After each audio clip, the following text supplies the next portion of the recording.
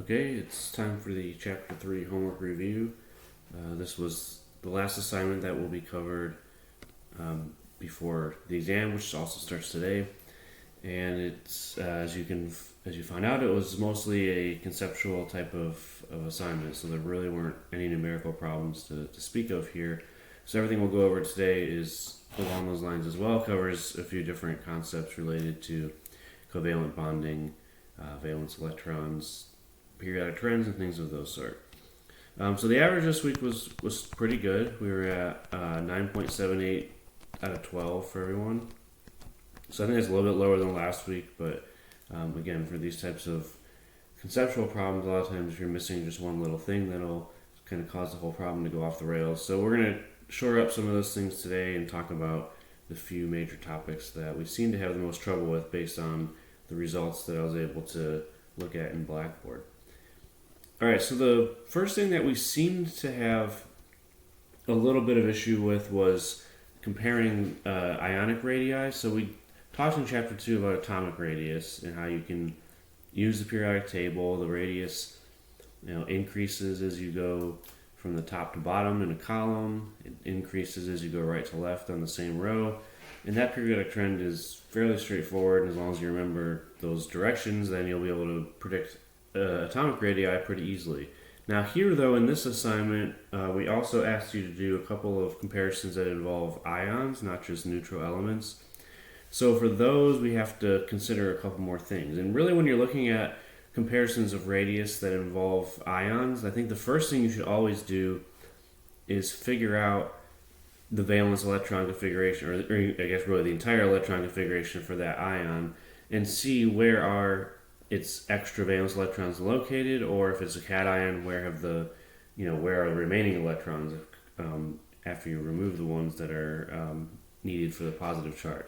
So anyway, the first thing we should do is look at the configuration of the ions. The configuration of the atoms themselves is pretty straightforward from the periodic table, and we'll look at the configurations of the ions and also think about where the valence electrons are in all of these. So we have phosphorus, Cl-, aluminum, S2-, and gallium. And we're looking for here the smallest radius. Okay, so if we go to the periodic table,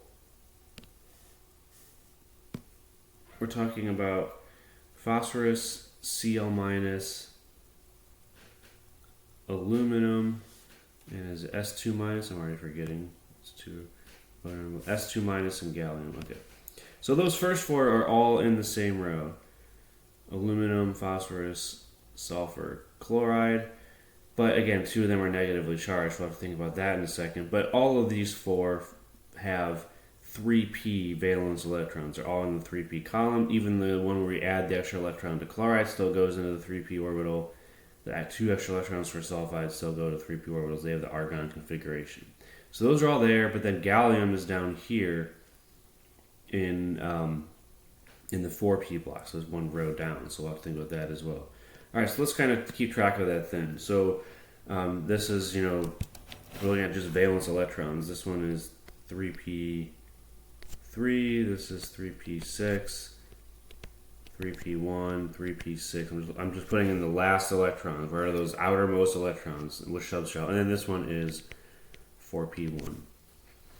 Alright, so when you're looking for the smallest radius, what we should recognize is that as we go from 3p to 4p, as we go down a whole row in the periodic table, as we would for gallium,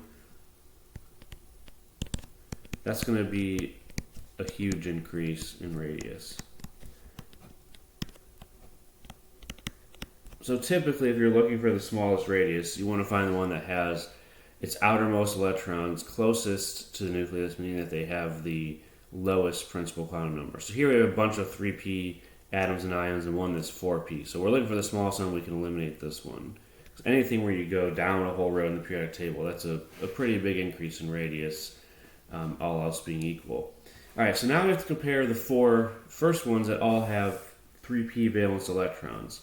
And the other thing that we need to remember here is that anions are much larger than neutral elements. So we're comparing two anions to two neutral elements. And so the two anions here we would expect to be much larger than the neutral atoms, I should say. Alright, so again, 2 anions, 2 neutral atoms. The ones that are anions, even though they're to the right on the periodic table, chloride is to the right of phosphorus and aluminum, sulfur is to the right of those as well, even though they're to the right, which is where the radius decreases, by adding those extra electrons, the radius is going to blow up. So these two are going to be larger as well. If you're comparing, again, neutral atoms, anions, they all have valence electrons in the same subshell. No matter where they are on the periodic table, anything that has extra electrons is going to expect it to be larger. So all that leaves us now is to compare phosphorus versus aluminum. We just have to remember where they are in the periodic table. And so we have 2 neutral elements left. One of those is going to be our smallest. Phosphorus is here to the right of aluminum. As we move left to right, radius gets smaller. So we expect phosphorus to have the smallest radius out of those ones. All right, because again, aluminum is to the left of phosphorus. So that leaves phosphorus as the answer choice here. It's a neutral atom, so it's not going to be as big as the anions that we're comparing it to. And of the 2 neutral atoms that are 3p electron configurations, it's further to the right, so that makes it smaller. Okay, so we did have to remember the periodic trends for neutral atoms as well, but for the anions we had to also remember that they're going to be much larger. All right, and then this one uses some of those same concepts, but this problem here actually ends up being a little bit more straightforward. But again, because we're dealing with ions, the first thing we should do is figure out the electron configuration of the ions. Where are those valence electrons in particular? So we have S2 minus, Cl minus, argon, K plus, calcium 2 plus. So we're comparing 4 anions and 1 neutral atom. So this one's going to, of course, have the argon configuration because it's argon itself. But what are the electron configurations of the rest of these? And again, where do those valence electrons go? So if we go to the periodic table for the rest of those, we see we have S2 minus, so sulfur is here, add 2 electrons, that has the configuration of argon. Cl minus, chlorine is here, add 1 electron, it has the configuration of argon. We have calcium plus, K is here, atomic number 19, but K plus, you'd have 1 less electron, so that also has the argon configuration. And then finally, calcium 2 plus. We have calcium as number 20 on the periodic table, but it has to lose 2 electrons to go to calcium 2 plus. That again takes it back to 18 electrons, which is the configuration of argon. So this is a series of 1 atom and 4 ions that we call isoelectronic. They all have the same number of electrons. Every single one of these has the argon configuration.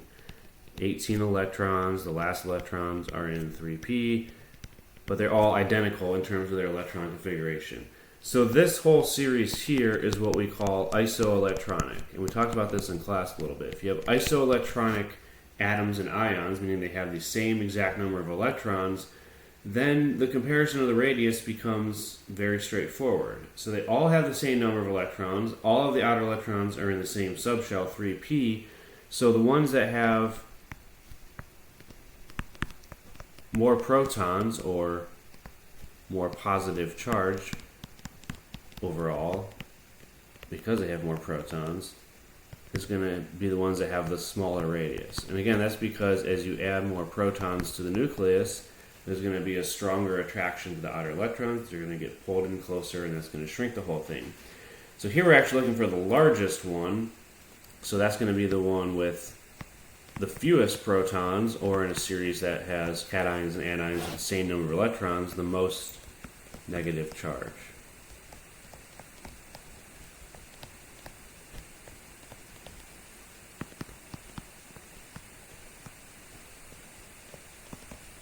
Alright, so in this series here, S2 minus has the most negative charge, meaning it has the fewest protons, so that's going to have the smallest radius. Sorry, we're looking for largest radius, my bad. So yeah, that'll be the largest radius. So this has 16 protons, this has 17 protons, 18 protons, 19 protons, and 20 protons. That's their atomic numbers, 16, 17, 18, 19, 20. The one that has the smallest atomic number or the smallest number of protons is going to have the largest radius. That's just a sulfide. Alright, so that's how we compare a radii involving ions. You still have to first think about where the electrons are, because again, when we have ions, we're going to add additional electrons for anions, we're going to take electrons away for cations, and we need to know where those electrons are, and also recognize that whenever you add more electrons, the radius is going to get bigger, even if those electrons are going into the same subshell. Alright, sorry, I think did I duplicate this? Or no, this one's a little bit different, so we'll do it again. So again, this is a similar problem. We're comparing ions and atoms, and we're looking for, again, the smallest radius this time. So last time was largest, this time was smallest. Okay, so it's some of the same choices. So we saw before, K plus has the argon configuration, Cl minus has the argon configuration, S2 minus has the argon configuration, and Ar itself, of course, is argon. Those four were already in the previous problem. We have to look at Rb plus, rubidium plus, and see what this configuration is.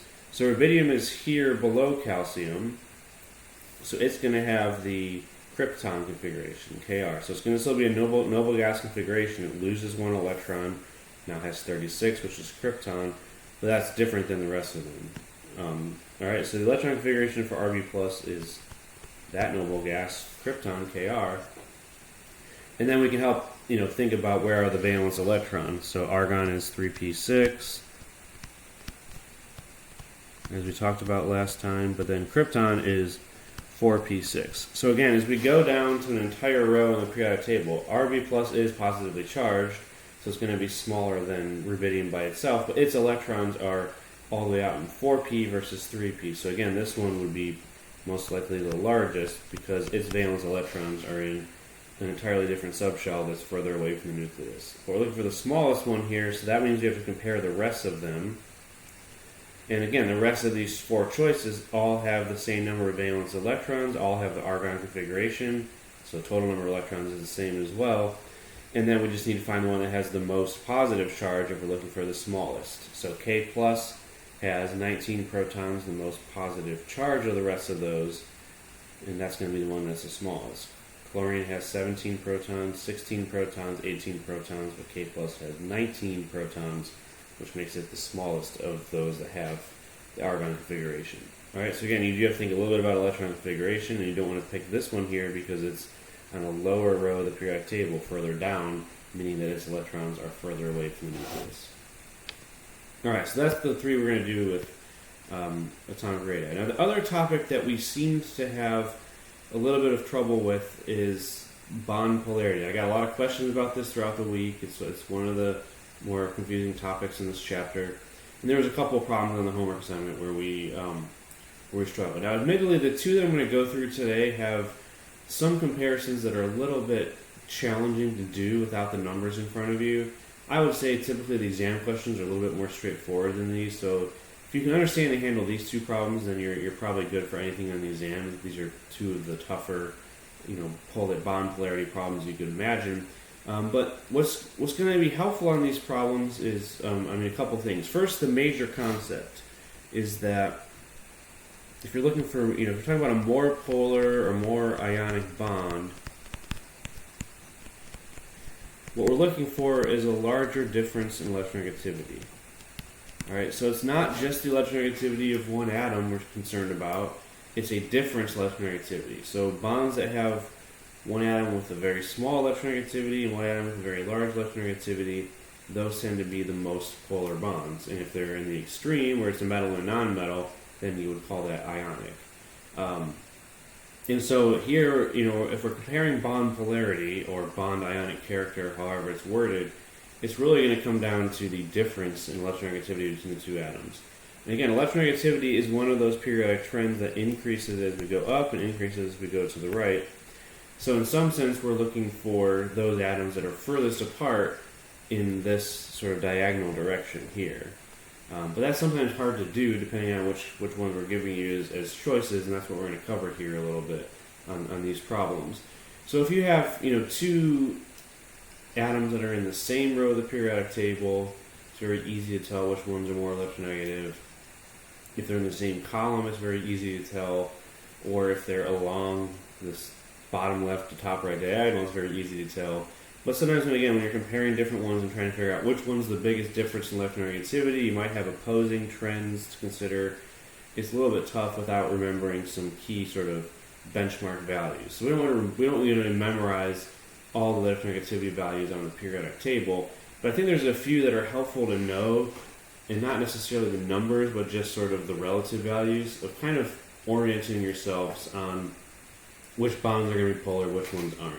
So we're going to mostly do these comparisons for the p block elements. If they involve metals all have very low electronegativity values, so those are usually a little bit more straightforward to deal with, because bonds that involve metals and nonmetals are going to be very ionic. But for the ones that involve, like these ones here, these are all nonmetals in these bonds.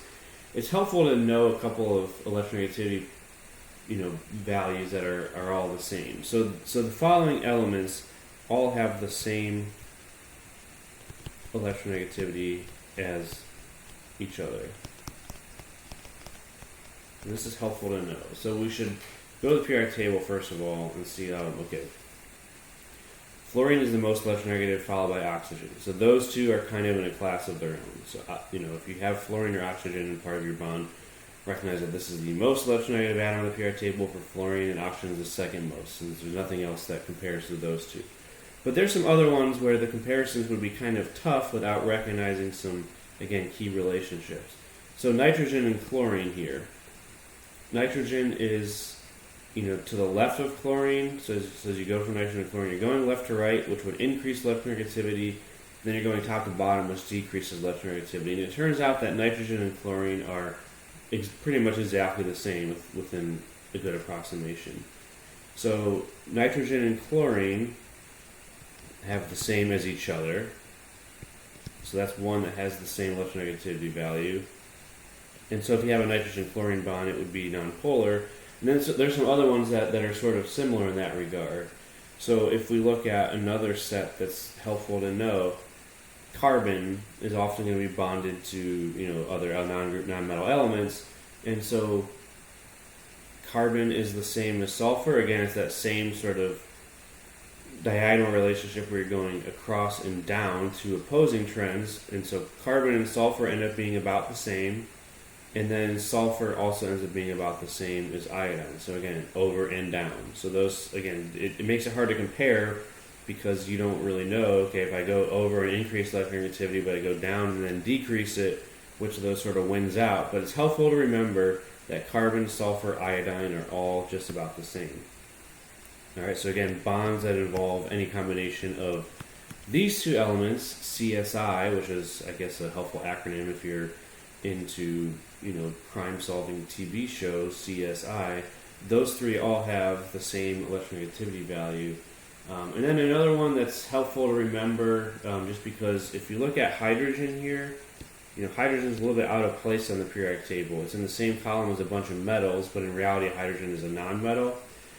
So it's helpful to remember which atom, which elements hydrogen has the same electronegativity as.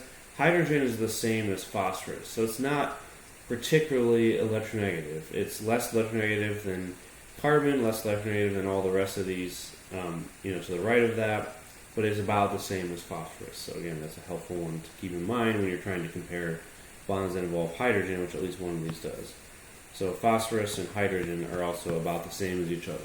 So I think for electronegativity, in addition to knowing the basic trend, remembering these few that are the same as each other, even if it's not obvious from the periodic table, that's going to be helpful to you. So nitrogen and chlorine, CSI, and then phosphorus and hydrogen. So if we look at this for the least polar bond, what we can find, again, in all these first choices, they're all going to be polar. O and H are significantly different. Sulfur and fluorine. Fluorine is the most electronegative atom, so any bond that's involving fluorine is going to be polar. We could talk about which is most and least polar. But again, nitrogen and chlorine, those two, if we remember this key pair here, they have the same electronegativity value. So this is basically a nonpolar bond.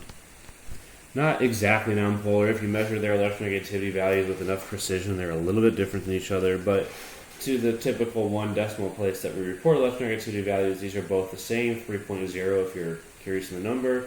So this bond here would be the least polar. It's basically the same electronegativity value for the two atoms.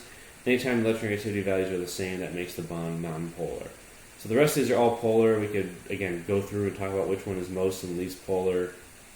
It would probably be the PF bond is the most polar if I had to put a number on it, but again, we don't really care about that here because we just want to find the least polar one. So if you're looking for least polar bond, again, it's helpful to look for the same element bonded to itself, like HH, FF, etc. Or again, look for two that have approximately the same electronegativity value. If you remember these few over here that I gave you, that will help you quickly identify bonds that are essentially nonpolar. So we don't have any here that are the same atom bonded to itself. So we don't have any bonds that are rigorously nonpolar, but we do have one NCl where the two atoms have about the same. And those are going to come into play here as well, because again in this problem we're looking for least polar. And if we remember what we just told you, that carbon and iodine here have about the same electronegativity value, the Ci bond is going to be basically nonpolar for the same argument as above. So all the rest of these would be polar. Carbon and oxygen, carbon and fluorine, CF, those are both pretty polar bonds because oxygen and fluorine are both significantly more electronegative than carbon, all in the same row, so that's an easy comparison. And CF will be even more polar because of the bigger difference. And then CLF, there's a small difference in electronegativity between chlorine and fluorine. Silicon, hydrogen, it's not a huge difference, but again, it's at least a slightly polar bond. There's a small difference.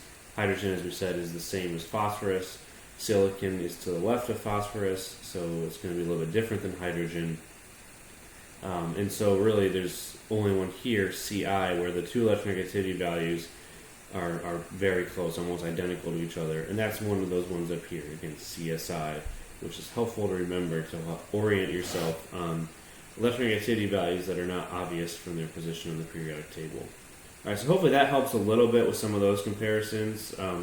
In other cases, it's a little bit more straightforward where the location on the periodic table and the distance between them, bottom left and top right, makes it fairly obvious which ones are most polar, which have the biggest difference in electronegativity or the smallest difference. But in this case, we had to remember some of those key benchmarks.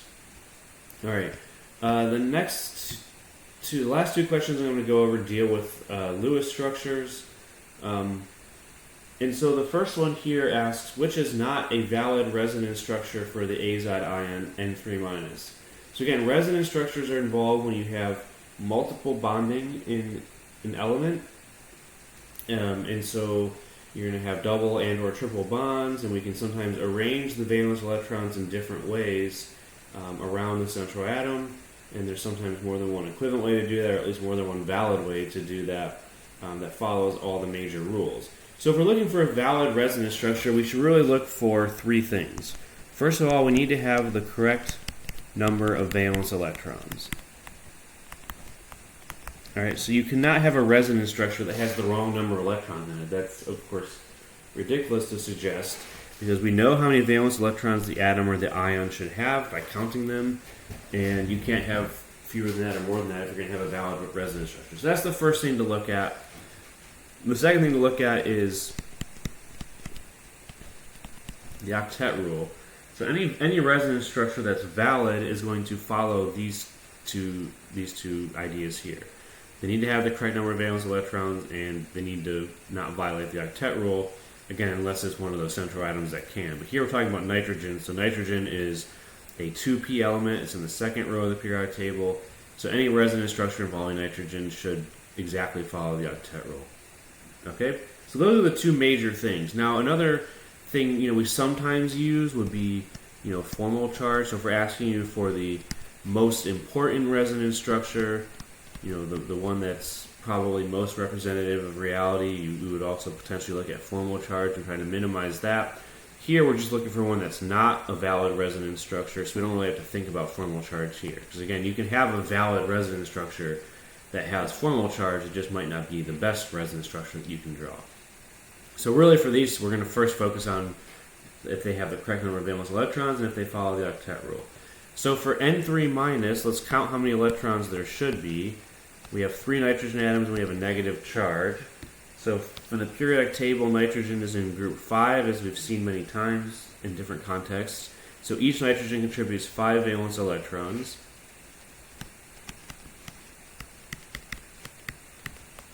then we have a negative charge here, and it's a polyatomic ion. Not one of the ones you're expected to know, but it is another polyatomic that's fairly common. And so this whole thing, N3 minus, should have 16 electrons, 15 from the 3 nitrogen atoms, 1 more from the negative charge. So if we count the number of electrons in each of these structures, remember that each bond counts as 2 electrons, and then we have the lone pairs, which each count as 2 electrons. So for this first one here, we have 2, 4, 6, 8, 10, 12, 14, 16, 18. This one has 18 valence electrons shown, but it should only have 16. So right away we can identify that as the correct answer. It has the wrong number of valence electrons. It violates this first rule here. The rest of these, let's make sure they all have 16. So 2, 4, 6, 8, 10, 12, 14, 16. 2, 4, 6, 8, 10, 12, 14, 16. 2, 4, 6, 8, 10, 12, 14, 16. So all the rest of these, B, C, and D, have the correct number of electrons. And if we went through and identified formal charges, we might be able to figure out, okay, which one of those looks like the best resonance structure, or maybe all 3 of them in some sense are reasonably correct. But choice A cannot be correct because it has the wrong number of electrons. The other thing you'll notice with choice A, which is a consequence of it having the wrong number of valence electrons, is this is the only one that has a lone pair on the central atom. None of the rest of them do. So when you're drawing resonance structures, another sort of pattern, it's not really a rule, but it's a pattern, is that the number of lone pairs on the central atom is typically not going to change for any valid resonance structure. So when you draw resonance structures, you're going to change how many double bonds or triple bonds you have and where they're located, and some of the outer atoms are as a result going to have different numbers of lone pairs. But on the central atom, the lone pairs are the same for all resonance structures, and that's going to be a pattern that should hold in, I don't want to say 100% of cases, but at least 99% of cases, anything that you'll likely see in this course. So again, choice A here has a lone pair in the central atom, the rest don't. When you're using the correct number of electrons, you should not have a lone pair in the central atom for this structure, so that's another sort of sign that that one is perhaps has something wrong with it. Okay, but just by counting electrons, that becomes obvious. All right, the last one here is we're talking about formal charge. We want to know the formal charge on chlorine in the structure of the perchlorate ion, showing a resonance form with 2 ClO bonds and single bonds and 2 ClO double bonds. So you have to remember the formula of perchlorate in the charge to be able to do this. So this is one of our polyatomic ions, and perchlorate is ClO4-. Now we told you it has 4 ClO bonds, so it gave you the formula in some sense, but you have to remember that it's also a -1 charge. So when we're drawing this structure, we're being told how to draw it. We just need to make sure again that we have the correct number of valence electrons to be able to get the formal charge calculated correctly. So we have chlorine and 4 oxygens, and from the periodic table, chlorine is here in group 7, so there's going to be 7 valence electrons. Oxygen is in group 6, so each of the oxygen will contribute 6, and we have a negative charge. Alright, so we have chlorine, oxygen, and a minus charge. So 1 chlorine contributes 7 valence electrons. We have 4 oxygens in the formula, once we know the formula of perchlorate that we should have. And then we have our negative charge here, which is 1 extra electron. So that should be 32 valence electrons. So when we're drawing this Lewis structure, again, we're going to we can start with what they're telling us. I mean, normally we would draw all single bonds first, but here we're telling you that the structure should have 2 single bonds and 2 double bonds. So let's go ahead and draw it that way. Doesn't matter which order we put them in. And so then we're going to have 2 single bonds here. So we'll still want to complete the octets on the outer atoms. That's always going to be true with oxygen or other sort of common electronegative atoms as your outer atoms. So we'll complete the octet. The ones with double bonds will get only 4 extra electrons. I drew too many there. And the ones with single bonds will get 6 additional electrons, so that all of these oxygen atoms now have complete octets. Again, 4 from the bond, and then 4 lone pairs, 4 non-binding electrons for these ones, 2 from the bond, and then 6 additional non-bonding electrons for the ones with single bonds. And then when we've completed the octet, we've completed 4 octets. That's 32 electrons. That's how many are in the whole structure, so there's no lone pairs in the central atom here. So that's the key of why we needed to count electrons. We can draw it with the correct number of double bonds and single bonds as we're instructed to do, but we also need to make sure there's no lone pairs in the central atom, which there are not in this case because all 32 electrons have been used to complete the octets of our outer atoms. So this is the correct structure, overall negative charge. Now we just have to calculate formal charge on the central atom. So remember, to calculate formal charge, we start with the number of valence electrons that the atom has, which is 7. And then we subtract from that the number of bonds that it has. So this chlorine has 1, 2, 3, 4, 5, 6 bonds. 2 singles, 2 double, for a total of 6 bonds. And then we subtract from that the number of non-bonding electrons in the central atom. There are none, so that would be a 0. So we get a +1 formal charge for the central atom here. Alright, so it actually is possible to draw a Lewis structure that has fewer formal charges than this, that has no formal charge, but this particular one that we've instructed you to draw has a +1 formal charge, so that would be choice C there. So again, for formal charge, usually we will specify whether you should follow the octet rule, or in this case we specify how many single and double bonds the resonance structure should have, and then you go forward and calculate the formal charge from the Lewis structure that you've drawn. Alright, so that takes us to the end of this review. If you have any questions that I did not go over, or any clarifications you want on any of these, please let me know. I do have extended office hours this week, so as I announced in class last time, so please take advantage of those if you have any last minute questions. I hope the exam goes well for all of you guys, and I will be back with another review session next week on the Chapter 4 assignment.